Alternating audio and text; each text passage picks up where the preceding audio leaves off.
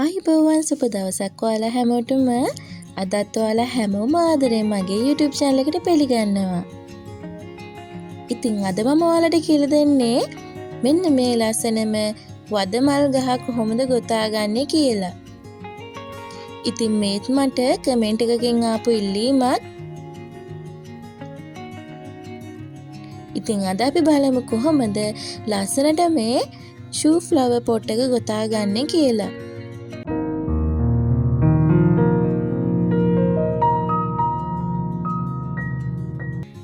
දැන් අපි බලමු පොහොට්ටුව කොහොමද ගොතාගන්නේ කියලා. ඉතින් පොහොට්ටුව ගොතාගන්නෙත් මම මිලිමීටර් 1.5 ක්‍රොෂේ හුක් එකෙන්. ඒ වගේම අපිට අවශ්‍ය වෙනවා මෙන්න මේ වගේ පැඩින් කොටසක්. පැඩින් පොඩ්ඩයි අවශ්‍ය වෙන්නේ. පැඩින් නැති අයට පුළුන් උනත් පාවිච්චි කරන්න පුළුවන්. මුලින්ම අපි මැජික් රින් එකක් හදාගන්න ඕනේ.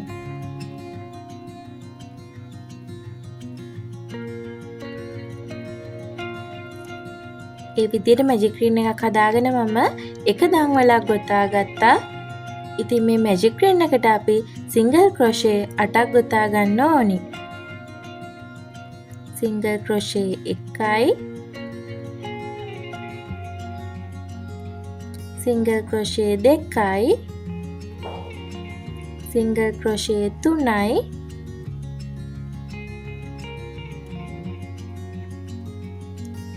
සිංගල් ක්‍රොෂේ 4යි,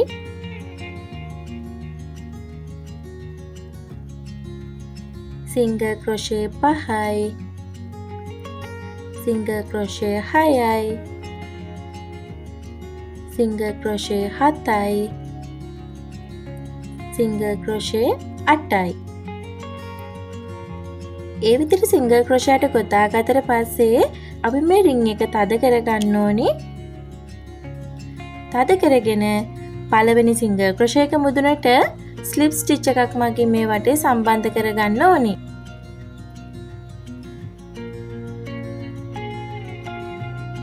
මෙන්න මේ විදියට. එන්නේ අපිට දෙවෙනි වටය ගොතා ගන්න.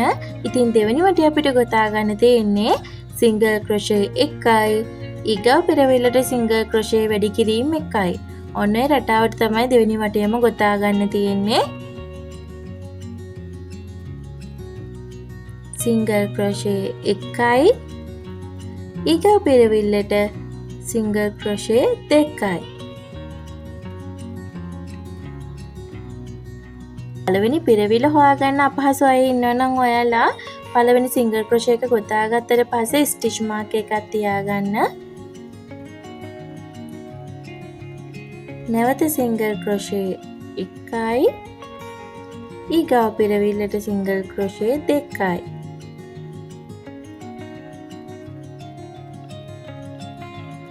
නැවත සිංගල් ක්‍රොෂේ 1යි,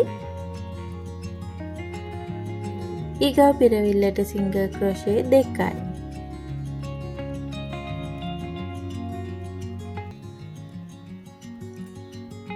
නැවත සිංගල් ක්‍රොෂේ 1යි, ඊගව පෙරවිල්ලට සිංගල් ක්‍රොෂේ 2යි.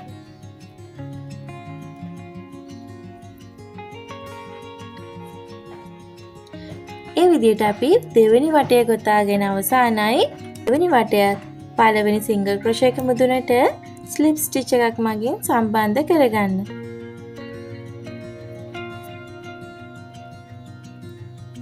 මේ විදිහට.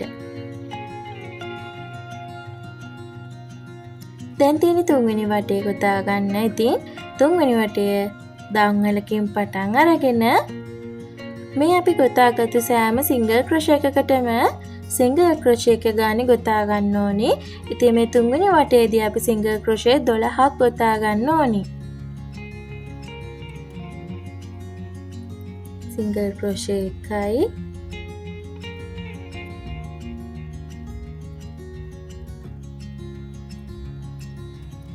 සිංගල් ක්‍රොෂේ 2යි,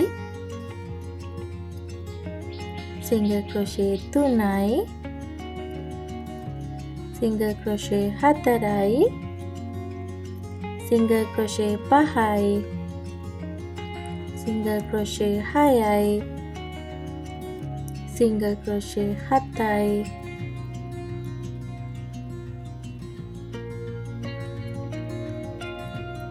single crochet 8යි single crochet 9යි single crochet 10යි single crochet 11යි single crochet 12යි. ඒ විදිහට අපි තුන්වෙනි වටයත් ගොතාගෙන අවසానයි. ඉතින් මේ තුන්වෙනි වටයත් පළවෙනි single crochet එක මුදුනට slip stitch එකක් මගින් සම්බන්ධ කරගන්න. දැන් තියෙන්නේ හතරවෙනි වටය ගොතා ගන්න. ඉතින් හතරවෙනි වටයේ එක දංවලකින් පටන් අර ගන්නවා.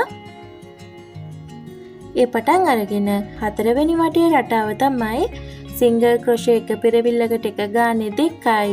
ඊගාව පෙරවිල්ලට single crochet වැඩි කිරීම 1යි. ඉතින් ওই රටාව තමයි මේ හතරවෙනි වටයේම ගොතා ගන්න තියෙන්නේ. single crochet 1යි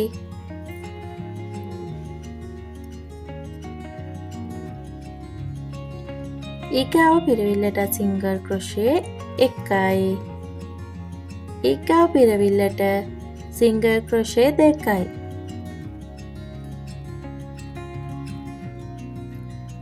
නැවත ඊගාව පෙරවිලි දෙකට single crochet එක පෙරවිල්ලකට එක ගානේ 2යි ඊගාව පෙරවිල්ලට single crochet වැඩි කිරීම 1යි single crochet එක පෙරවිල්ලකට එක ගානේ 2යි single crochet වැඩි කිරීම 1යි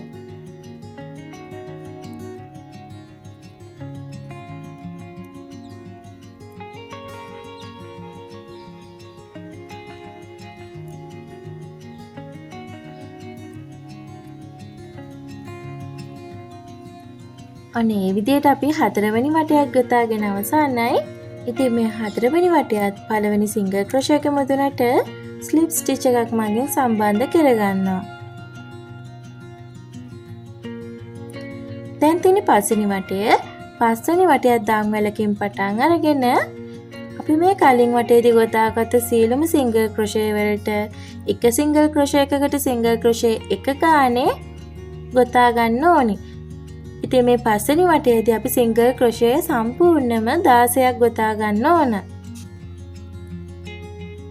single crochet 1යි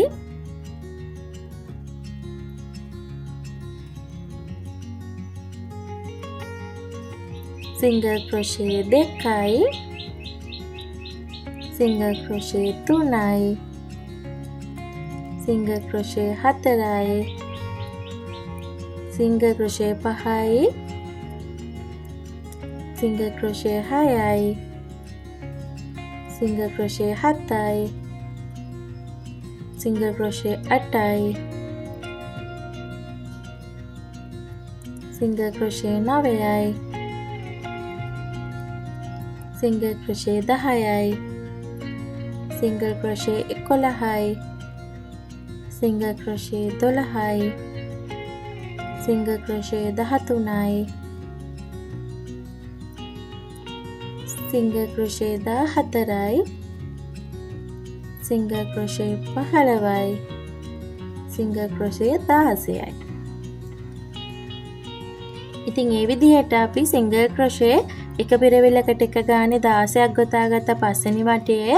ඉතින් මේ පස්වෙනි වටයේත් අවසානයේදී පළවෙනි single crochet එකට slip stitch එකක් මගින් සම්බන්ධ කරනවා. දැන් තියෙන්නේ 6 වෙනි වටය ගොතා ගන්න. 6 වෙනි වටයත් එක දම්වලකින් පටන් ගන්නවා. ඉතින් 6 වෙනි වටේ රටාව තමයි single crochet එක පෙරවිල්ලකට එක ගානේ 1යි ඊගාවට single crochet අඩු කිරීම 1යි. ඉතින් single crochet සහ සියලුම ඒ කියන්නේ double crochet, triple crochet, half double crochet ඒ සියල්ලක්ම අඩු කරන විදිය සහ වැඩි කරන විදිය මම කලින් වීඩියෝස් වල කරලා ඇති.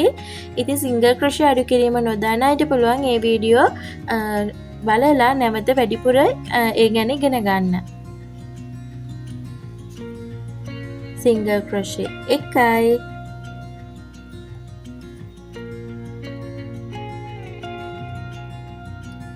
single crochet අඩු කිරීම 1යි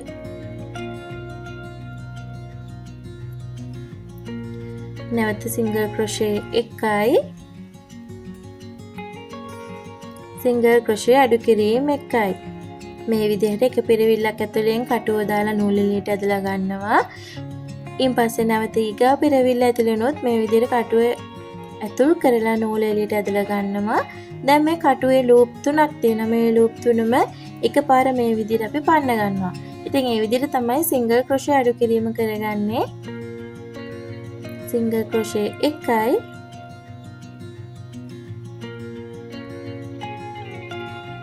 සිංගල් ක්‍රොෂේ අඩු කිරීම එකයි, සිංගල් ක්‍රොෂේ එකයි,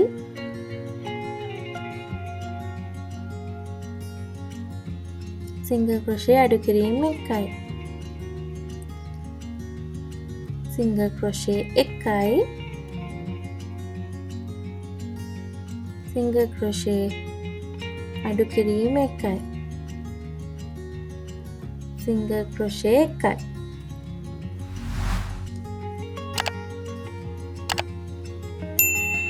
මේ විදිහට අපි 6 වෙනි වටයත් ඔන්න ගොතාගෙන අවසానයි. මේ 6 වෙනි වටයත් පළවෙනි සිංගල් ක්‍රොෂේ එක මුදුනට ස්ලිප් ස්ටිච් එකක් මගින් සම්බන්ධ කරගන්නවා.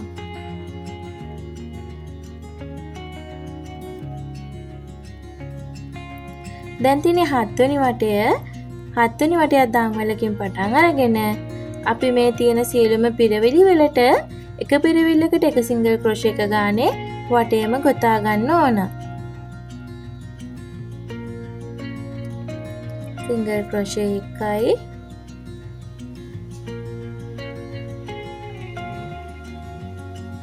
සිංගල් ක්‍රොෂේ දෙකයි, සිංගල් ක්‍රොෂේ තුනයි, සිංගල් ක්‍රොෂේ හතරයි, සිංගල් ක්‍රොෂේ පහයි, සිංගල් ක්‍රොෂේ හයයි, සිංගල් ක්‍රොෂේ හතයි, සිංගල් ක්‍රොෂේ අටයි,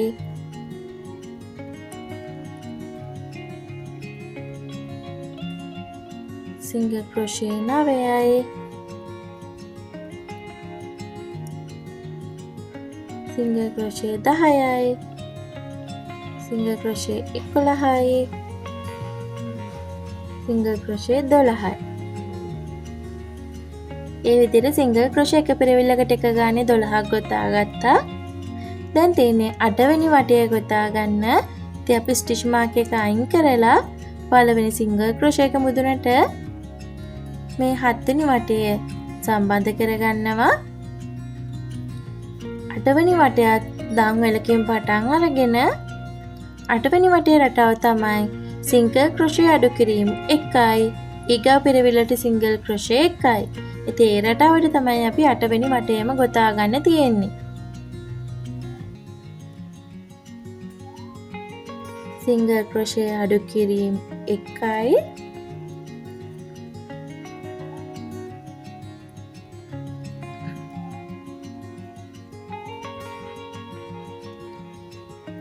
සිංගල් ක්‍රොෂේ එකයි,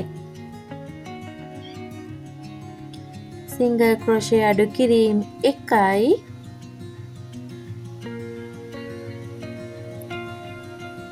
සිංගල් ක්‍රොෂේ එකයි, සිංගල් ක්‍රොෂේ අඩු කිරීම එකයි,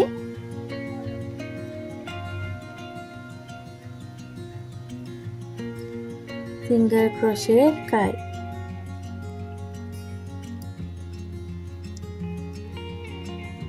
සිංගල් ක්‍රොෂේ අඩු කිරීම එකයි, සිංගල් ක්‍රොෂේ එකයි. ඔන්න ඒ විදිහට අපි 8 වෙනි වටයත් ගොතාගෙන අවසానයි. දැන් අපි මේ ගොතාගත්තු පොහොට්ටුවට පැඩින් ටිකක් පුරව ගන්න ඕනේ.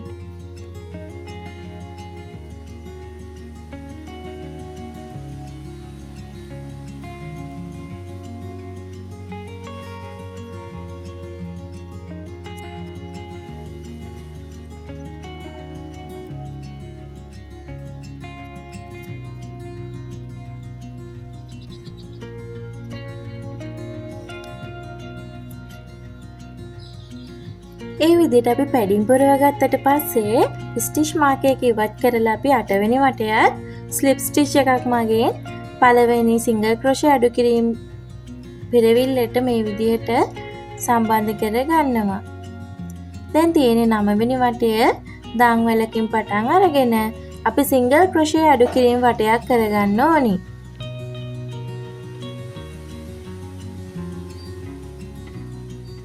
සිංගල් ක්‍රොෂේ අඩු කිරීම මේ සියලුම පිරවිලි වලට මේ විදිහට අඩු කිරීම කරගෙන යන්න.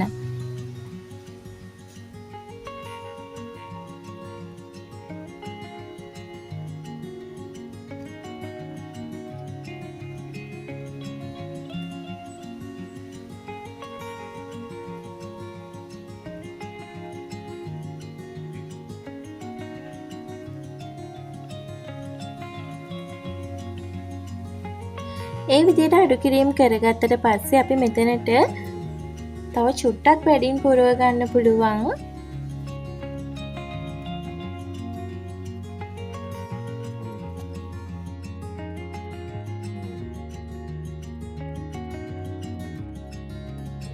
මේ විදිහට අපි අවසාන වටය ගොතාගෙන ඉවරයි. ඒ වටයත් පළවෙනි සිංගල් ක්‍රොෂේ අඩු කිරීම පිරවිල්ලට මම මේ විදිහට ස්ලිප් ස්ටිච් එකක් මගින් සම්බන්ධ කරනවා. දැන් මෙතනදී මම නූල චුට්ටක් දිගට තියෙන කපලා